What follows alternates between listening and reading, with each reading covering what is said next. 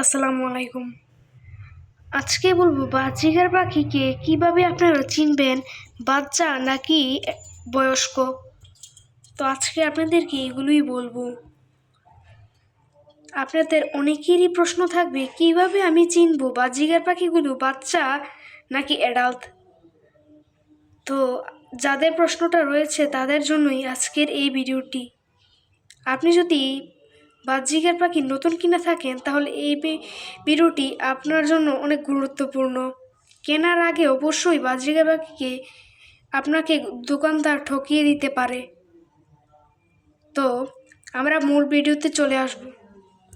প্রথমেই বলি, বাজরিগার পাখি কেনার আগে আপনারা প্রথমেই খেয়াল করবেন বাজরিগার পাখি অনেকেই আপনারা দেখবেন যে তারা টিয়া কালার বা নীল কালার দেখে বুঝে নেয় যে যে এই পাখিটি ফিমেল পাখি, কারণ সেই পাখিটি টিয়া কালার এবং কি সেই পাখিটি হচ্ছে নীল কালার। এগুলো বুঝে আপনারা অনেকেই কিনে নেন যে এই পাখিটি এক জোড়া। তো এইভাবে করলে কিন্তু হবে না। দেখুন, এই যে দেখতে পাচ্ছেন যে তাদের কপালের দিকে একটু খেয়াল করুন।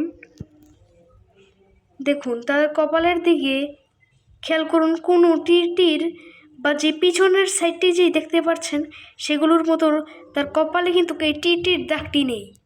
যদি কপালে টির দাগটি থাকতো তাহলে বুঝে নেবেন যে আপনার এই বাজরিগার পাখি হচ্ছে বয়স্ক পাখি। দেখুন, তার কপালের দিকে আবার একটু লক্ষ্য করুন, কোনো টির দাগ নেই। এই যে দেখেন, তার নাকের উপরে একটু কপালটায় দেখুন, কোনো টির দাগ নেই। তাহলে বুঝে নেবেন যে সেই পাখিটি হচ্ছে বয়স্ক পাখি। তো দেখুন, তার পিছনের সাইডটি দেখুন, টির দাগ আছে। এই যে দেখেন, তার পিছনের চোখের পিছনের সাইডটি দেখুন, টির হচ্ছে দাগ কালো কালো চিহ্ন আছে। তাহলে বুঝে নেবেন যে আপনার পাখিটি অ্যাডাল্ট পাখি।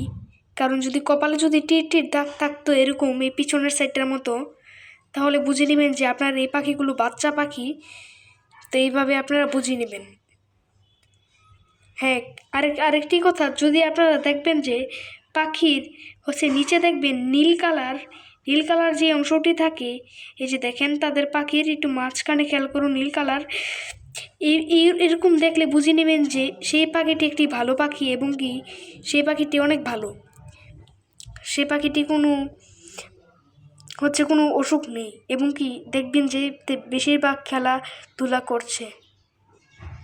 এই যে দেখেন, কপালের দিকে খেয়াল করুন এবং কি আপনার বাজরিগার পাখিটা পিছনের দিকে খেয়াল করুন। যদি বয়স্ক হয় বাজরিগার পাখি তাহলে কপালের দিকে কোনো টির দাগ থাকবে না।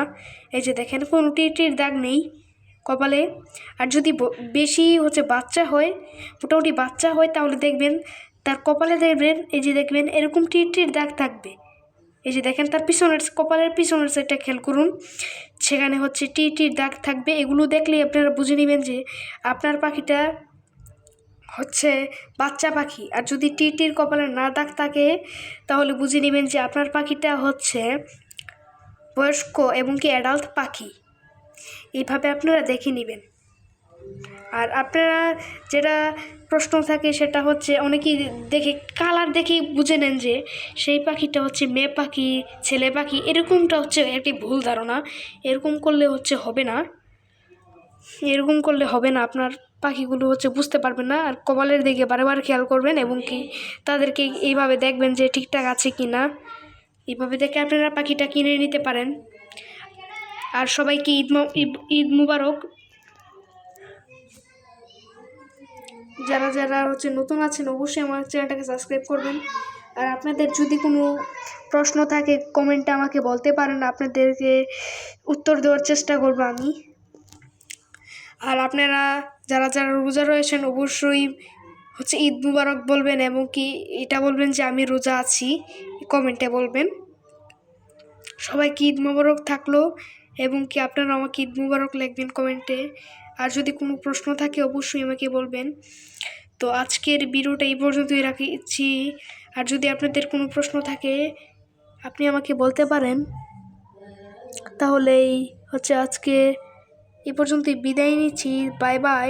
টাটা, আল্লাহ হাফেজ, দেখা হচ্ছে নেক্সট কোনো ভিডিওতে।